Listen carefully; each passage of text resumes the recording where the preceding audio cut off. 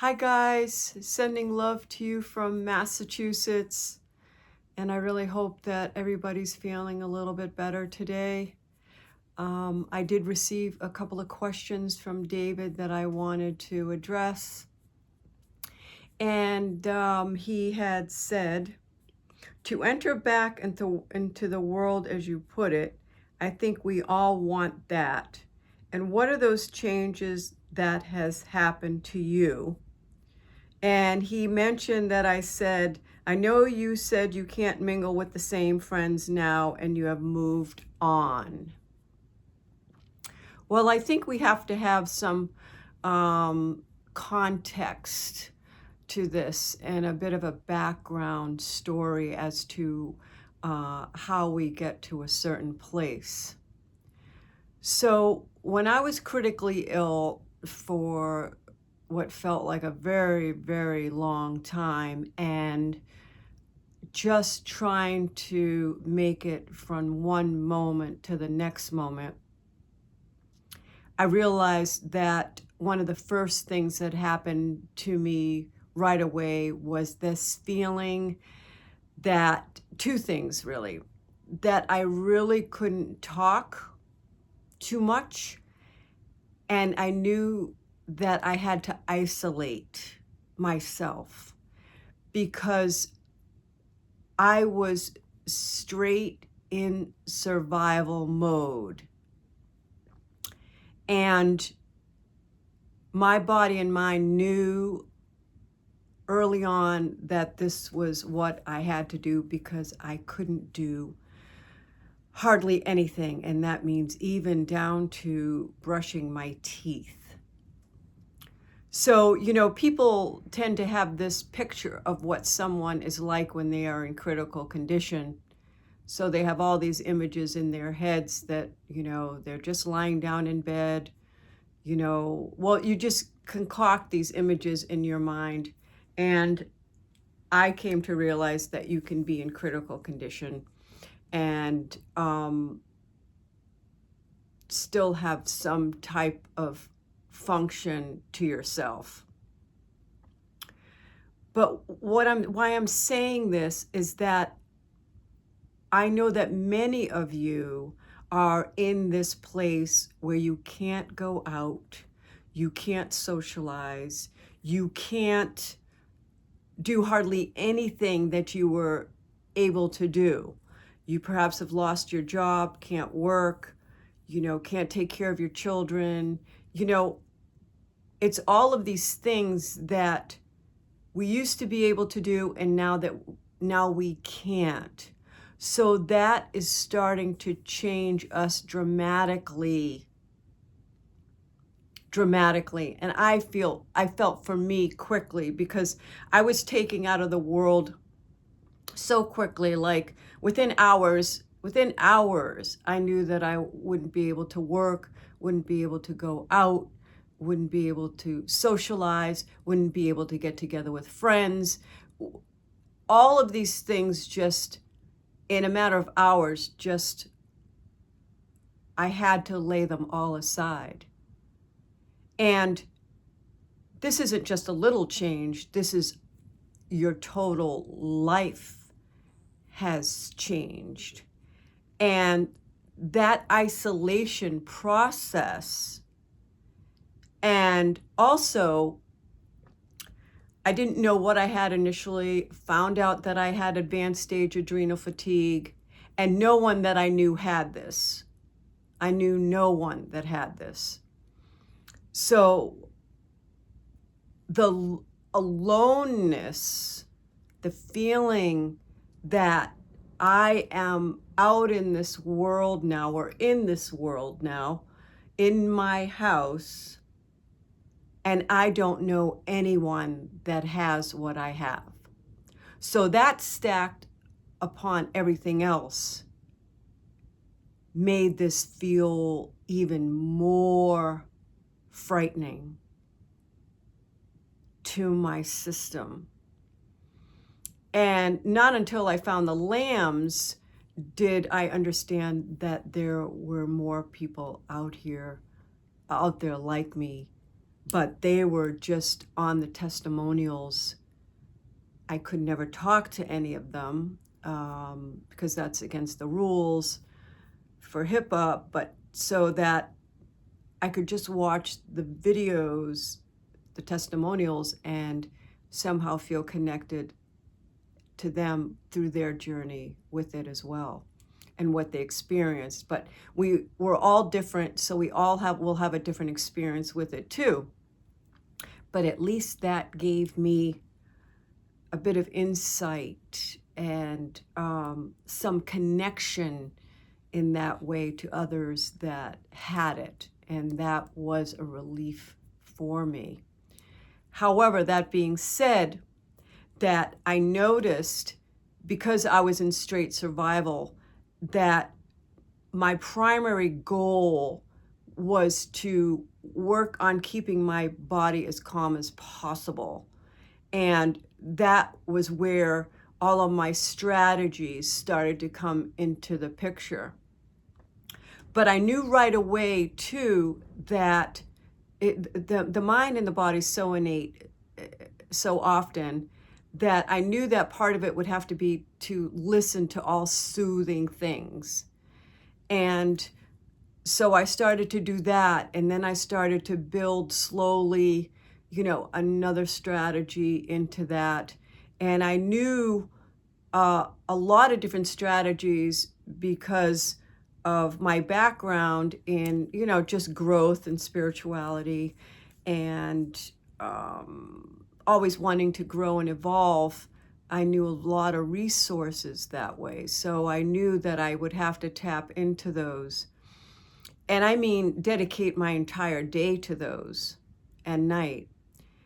And what I'm trying to say, that this event that happened to me, of course, it's going to change our lives. And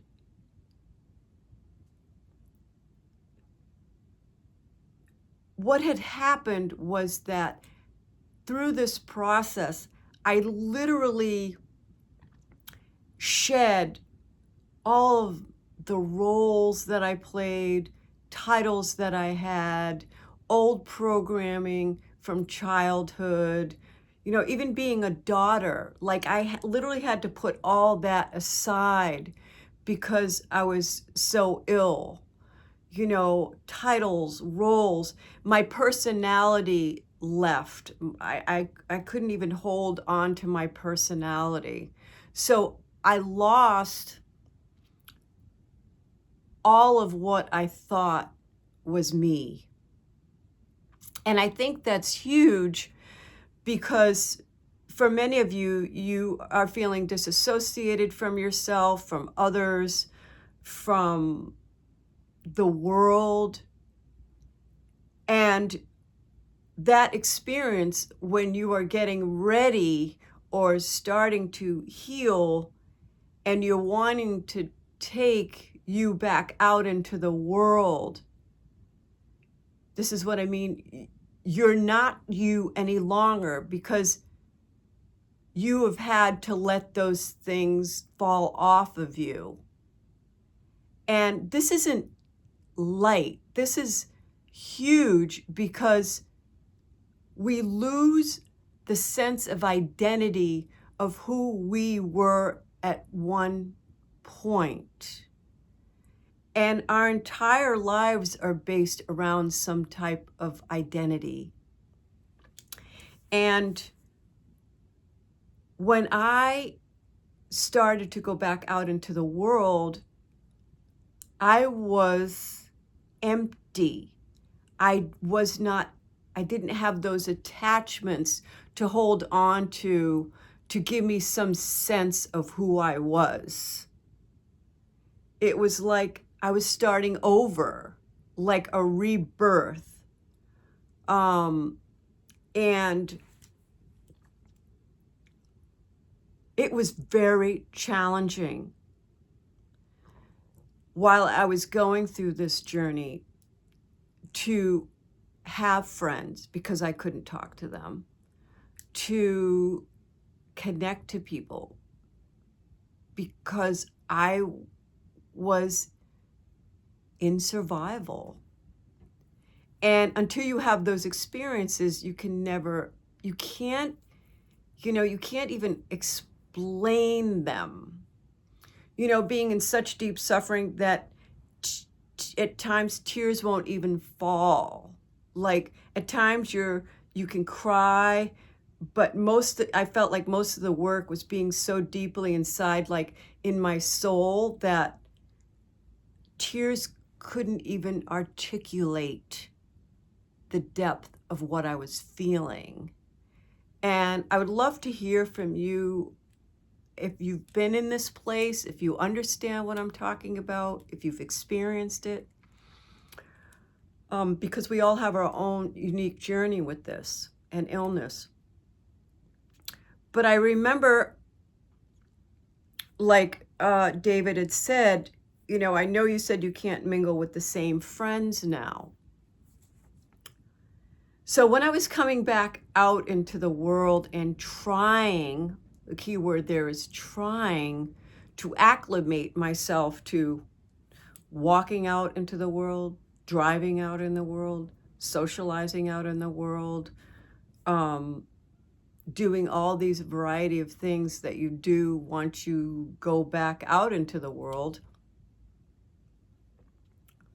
it was very challenging for me because I was still coming from a place of like, okay, would it be all right for me to walk from here to there without a problem? Would it be all right for me to drive by myself, without my partner? Would it be all right for me to go into the store? Would I be all right? All of these things, I was having the question still, would I be all right? And when you're constantly in the headset of that, you are distracted in your own world, even when you're with people. Because when I started to socialize with friends that I hadn't been able to talk to for a long time, I think they feel like you just pop back into the world. There she is, there you are now. But you are not there. You are not attached to them. You are still working on how do I live out in the world now after this experience. That's really where you are at. And this requires a lot of thought, because you're anxious, you're nervous, this is new for you. People are talking about things that you have no interest in because it seems too light, it seems too easy, and you're still in this place of trying to survive out there because you're like kind of like an alien that just popped in. And I'm not kidding. It's like it feels so bizarre. But again, share with me if you have had these feelings as well. So I think when you're reattaching, or I don't like the word attaching, but when you're dealing with people and new people and you being who you are now, I felt that I wanted to start anew, almost like I needed a clean slate. This is who I am now, and I want to find my own tribe and come from this place. And I'm still like that. I still have those feelings because I changed so much that I do want new. I do want different. But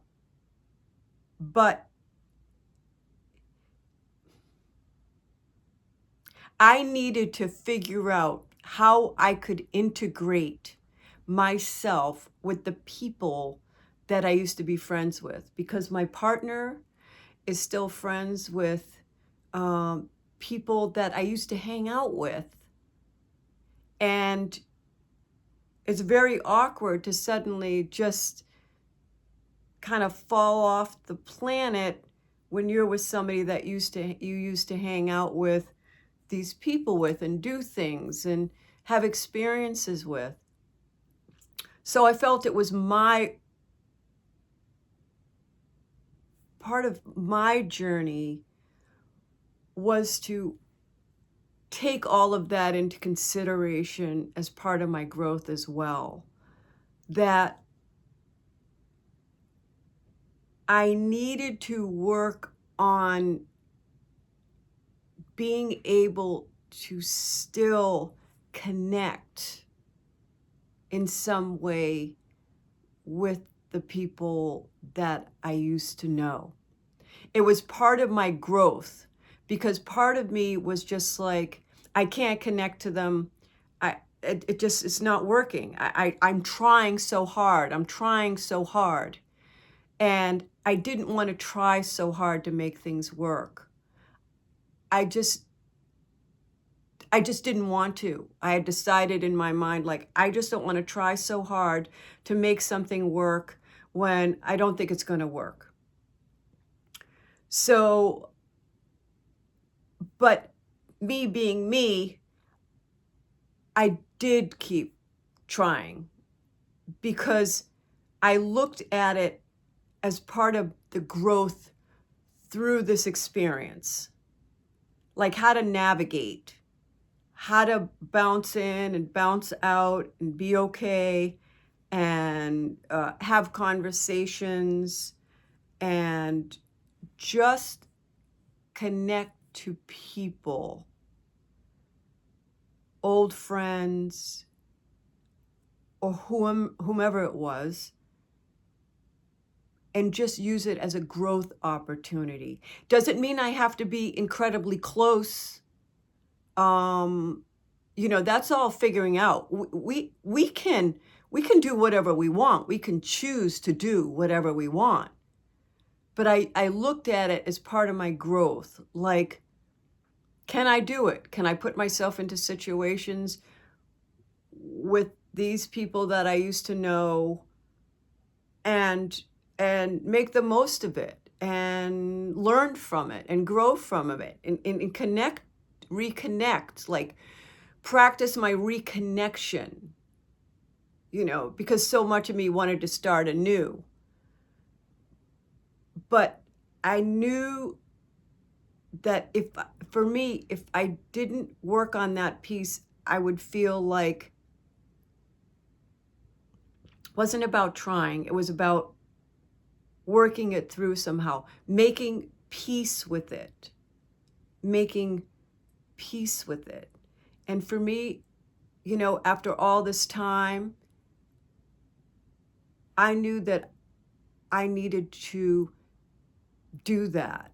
I needed to make peace with my decisions. And I needed to take into consideration my partner and her feelings and how we could navigate these places within me together to have good outcomes for all that are involved. And not all of you have to do that, which I think is great, because make your choices based on how you're feeling, what you want to do, what you crave now, what your desire is. And and have your choice, because it's your life. So for me, everything is about growth and learning and evolving and transforming in myself, because I realized if someone had, when I came back out in the world little by little and someone looked at me, they might not even be able to tell that I was ill. It wasn't like a visual thing. It was, and that's, David, I saw that that's part of your question too. he had said, I can see that you look better from your earlier videos. I wonder how the changes of your life look to the observer now when they look at your life from the outside. If my my old friends from the outside saw me when I came back out in the world, it wasn't, like I said, it wasn't a visual observation, because we all know that this illness is quite a psychological illness, and it's not something that you could really see. And for us coming back out in the world, there's a lot of fearful places. And I was so vulnerable when I got into certain environments with other people that I just stayed quiet. I held in my anxiety. I didn't want to share it because I felt too vulnerable, like they wouldn't understand it, or they definitely, I just didn't want to share it. I felt like it was a private piece inside of me, almost like it was like sacred to my soul. Only I could really understand my suffering. And I think for all of us, we are the only ones that can truly understand our suffering. And it's a very private journey that we have going through this. And it isn't something that you even know how to share with a lot of people. And I found that to be interesting too. Like, I've never told my mom. I mean, my mom, she too has AFS, so we do know a lot by going through this, and we don't really even have to talk about it. But also, she knows what I went through, and it really frightened her too, to know. So I didn't really want to talk to my mom about it much at all, because it just scared her too much, which is understandable. It scares us all. But I feel that's why connection with other people, except for people that have what you have, it's hard because we're vulnerable, and talking to the wrong person, if they don't pay attention, or they turn their head like they're disinterested, we're talking about something that's very personal to us and very deep to us. And if we feel like someone's not going to hear us, we don't want to take that risk because we don't want to be hurt at all. We're just too vulnerable to be hurt. And the private changes, David, that I've noticed, personal private changes, I think having the awareness that I am new to my new self, and I am constantly intrigued, open, excited, curious, in wonder about this new being that I am. I feel it's given me an opportunity. This illness has given me an opportunity to heal my entire life. That's why I call it a life illness.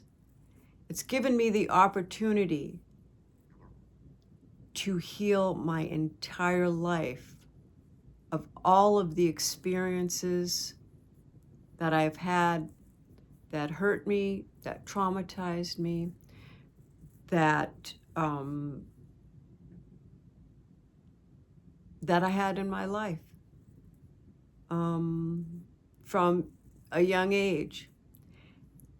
You can't go to distract yourself. Like, most people are just running away from themselves continuously.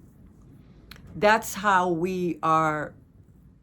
Our culture, our programming is it's what it's all about. It's about just going from one thing to the next thing, distracting yourself,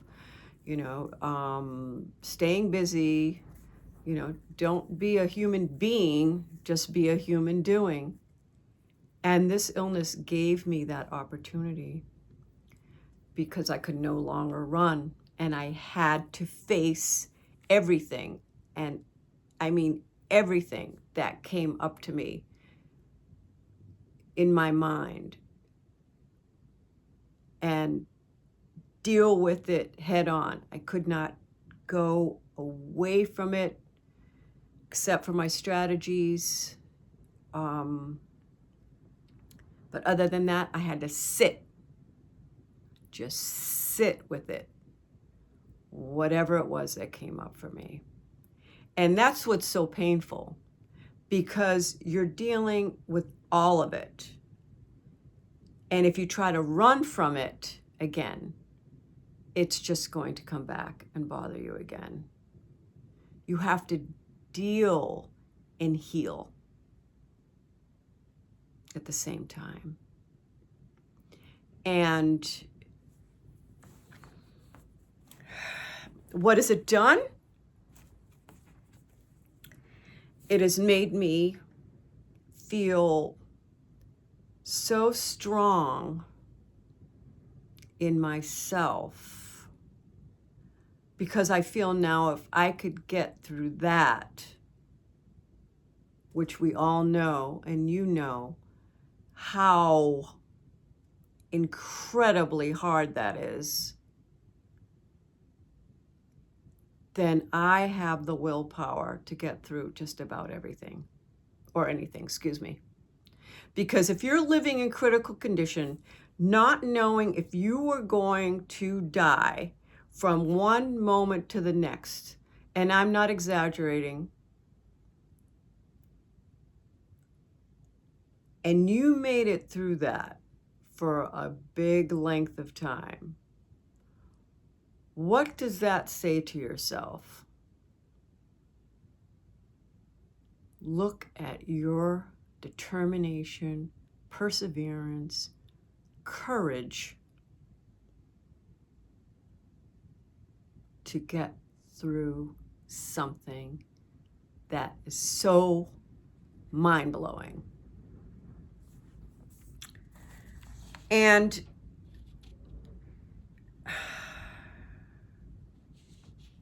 I did not get grief from people, friends, but I have to say that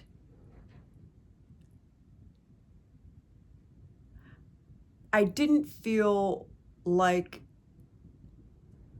I got a lot of acknowledgement for what I did go through.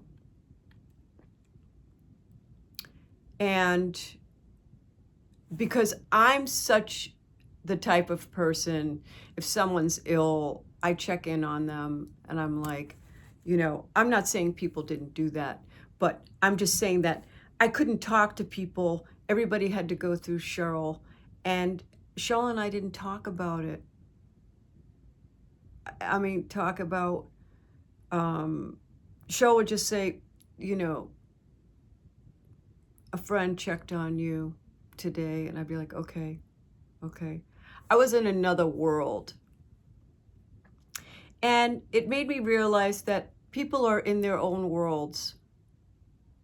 They're getting through their day. They have their struggles. They have their anxieties, depressions, stresses. And I needed to change my expectations to just appreciate what I did have, the resources, appreciate myself, appreciate Cheryl, appreciate that I was still on the planet from one moment to the next. I had to stay on my path and my journey to wellness. And excuse me for 1 second. I just have to look over some notes here.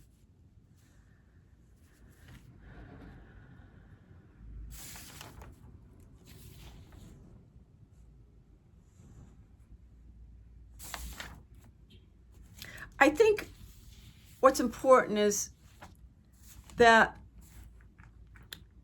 the healing process doesn't mean that we forget what has happened to us. We are turning the wounds into strength and wisdom so we can really see how far we have come and how we see this now in a different light. Because of this illness and what I've had to get myself back to health, this took real courage. It took perseverance. It took falling and getting back up. It took all of my strategies. It took me having to leave all that I thought was me behind. I had to psychologically start over. This illness taught me that I had to start to appreciate who I was and where I was at any given moment in time. I had to hold myself in the light of compassion. I had to hold me in the light of my own compassion for me. This illness also taught me that because there is a huge contributing factor of the mind, I needed to constantly fill my mind with all of the good things, anything powerful, healing, any modality that I could get my hands on and listen to or see that put me in the right state of mind, anything that inspired me, that helped me grow and evolve. I had to do this continuously. And I would recommend highly that all of you at least look at the DNRS program once you're feeling a little better, or at least look at some information regarding the limbic system and what that consists of, about the parasympathetic and sympathetic nervous system. I feel like that is imperative so that you gain some understanding about what the brain is actually doing to the body and how our thoughts and feelings are contributing from moment to moment, how we are feeling on a daily basis. This illness, I was very grateful that I found Dr. Lamb when I did. They were also very supportive, which I needed because I knew nothing, absolutely nothing about AFS. And they were supportive. This illness allowed me to become more spiritual. It made me realize I have to do meditation to calm my body and heal my mind on a daily basis. It keeps me grounded and so important. I had to eat in a healthy way. I had to eat, a healthy diet. Once I started to feel better, I knew that I had to incorporate some type of exercise into my life. I you have to do this eventually to get yourself stronger in a physical form. I always had to make sure I got enough rest and sleep and talk to myself about, do I feel like I could handle this today or not, and when to push and when to not push. These are all the evaluations that you will do continuously until you're really, really feeling much better. I had to avoid all stressful media and continue to do so. And I think that's very important with the world that it is today. Look at where it's at. There is constantly something negative that is coming your way moment to moment online. We know this, we see it. Don't get pulled in, stay away from it. It is very harmful to the body and mind, and watch yourself on this. I had to go back to my art. I needed to find an outlet to my creativity. I started to integrate the Irish flute when I was just bedbound. I had learned music before, but I would just sit and I'd play this little flute, do the little notes. I don't play it now, but it was very helpful in kind of keeping my mind off of my symptoms and being very focused to a particular task at hand. That's why I really loved using the coloring books, the adult coloring books with markers or pencils, whatever you want to do. But what's nice about it is it keeps you focused. You have to stay in the lines. You are so aware and tuned in. This helped me tremendously with my anxiety. I recommend it to all of you, and I will continue to do artwork or even what I'm talking about, adult coloring books. It's especially helpful if you're traveling, to get you back to center and just keep you calm. So that's very helpful. I feel it's very important to go back to things, try to go back to some things that you really enjoy. Once you're starting to feel a little better, reintegrate them back into a part of you if you're still interested in them. I had to come from a place of service for people. I remember when I was very, very ill, critically ill, I kept saying to myself, when I started to feel a little bit better, I need to do videos and get them out to people so that they understand that this illness exists. That was on my to-do list. I had to do a bucket list. I had to have a bit of a vision for my future, but not stay too focused on it, because it felt too far out of reach. But I had to have a glimpse to write it down to see that I'm heading in some sort of direction. But at the same time, living in the present moment was absolutely huge for me. And understanding that the moment is all that we have. The past is over. The future is not here yet. So, Petra, stay in the present moment of time. That's Eckhart Tolle, The Power of Now. Invaluable. Recommended to everyone. And that concept is huge in life in general. I had to not get caught up in drama. It didn't matter whose drama it was, because people will still start talking to you when you're not well about their problems. It's a way of connecting with people, but for us, it's very difficult, and we must have a reminder in our minds to say, I can't get involved with this, because our body's going to pick it up and it's going to make us feel worse. So watch that in your life. If you're really ill, just in general, you don't want to take in other people's drama. If they start to talk to you about it, please just say, "I'm sorry, I'm too ill. I can't talk right now." You have to interrupt it. I had to accept that I had changed,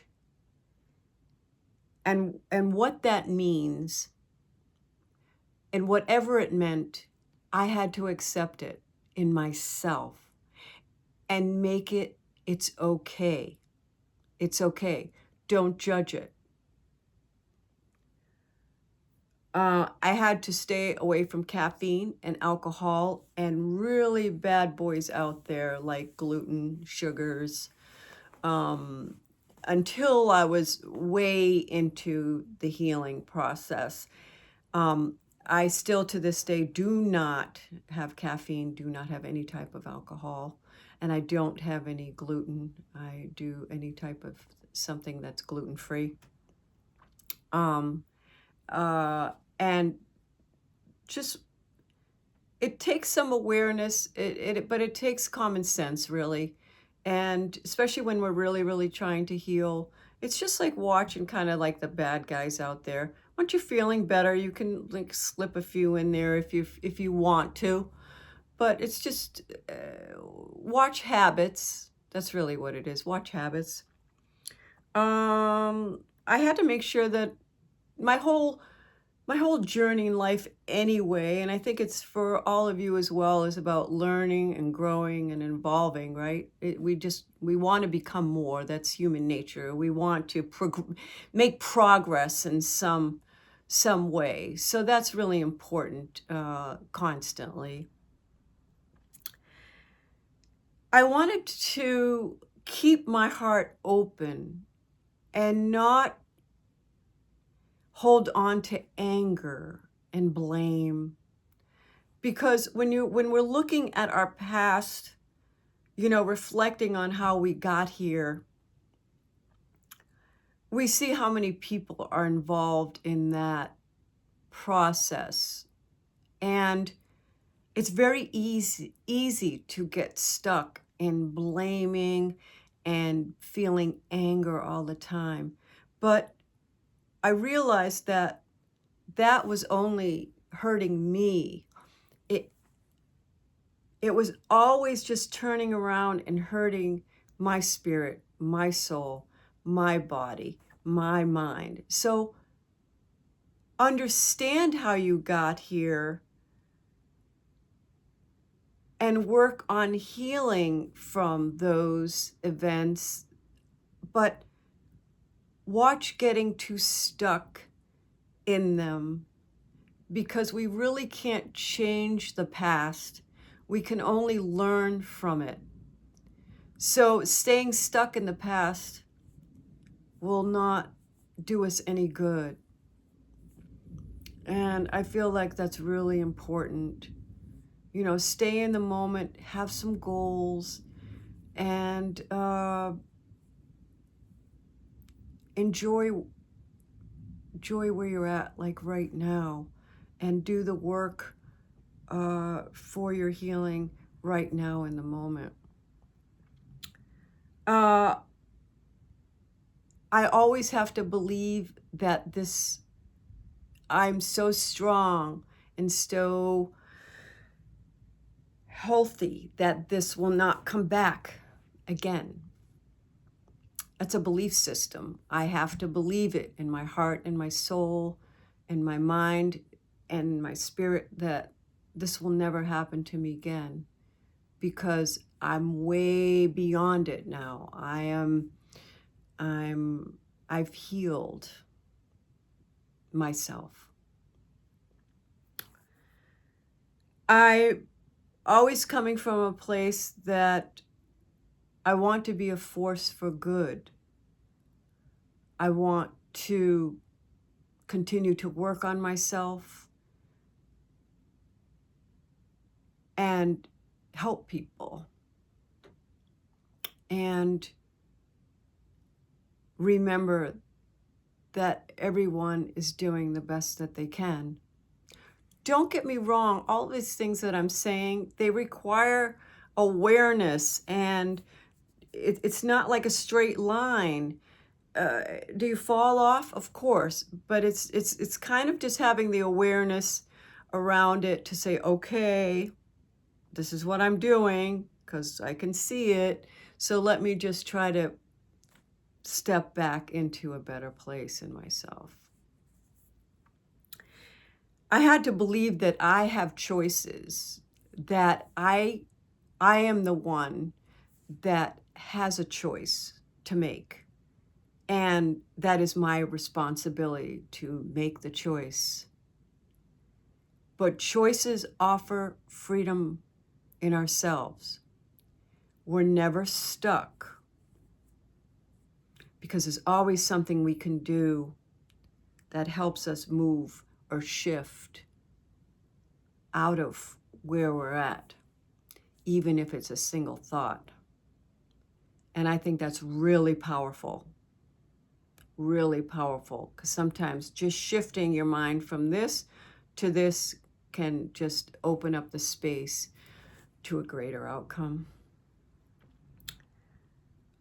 I always had to remember how courageous and strong that I am, because this illness taught me my courage and my strength. This illness is not for sissies. This illness is to show us how courageous that we can be. Because we all know that every day we have something new or the same thing that we have to work with, that it's not pleasant. But we are the ones, see, we are the ones that have to do it. It requires doing something. And because we physically can't hardly do anything, it has to come from the mind. Where else is it going to come from?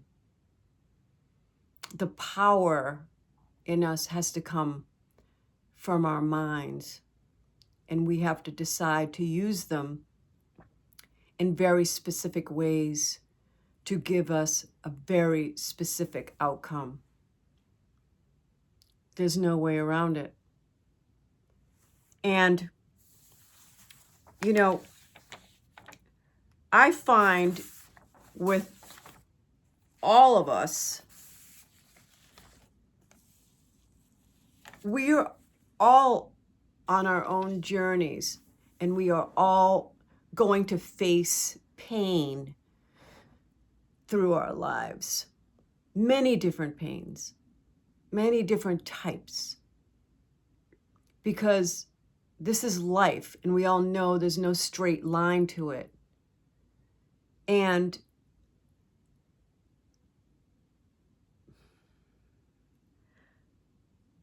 I felt the deepest pain always came before the greatest transformation. I realized through this journey that my deepest pain was going to lead to the greatest transformation of myself that I could ever have.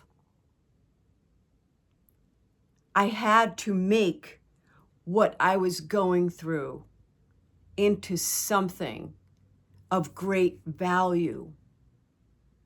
I had to change the meaning of my illness. And that is what I did.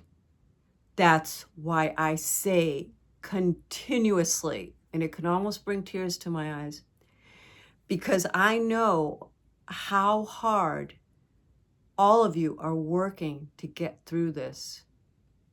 I know. And the thing that gave me confidence was that I figured out how to get through this.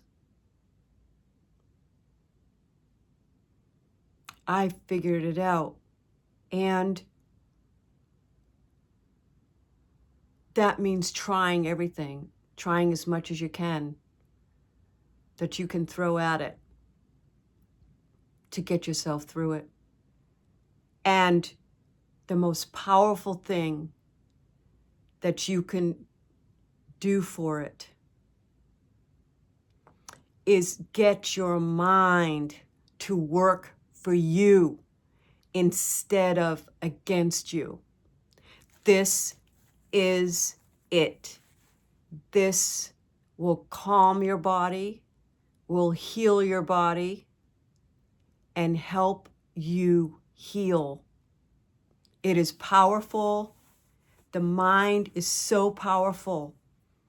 So you watch every single thing you think about and get everything good into the mind all day long as much as possible. That's just gigantic. But David, I hope this answers your questions. And I know I always add things to things because it just kind of free flows. And if any of you have any more questions, I'm always here for you.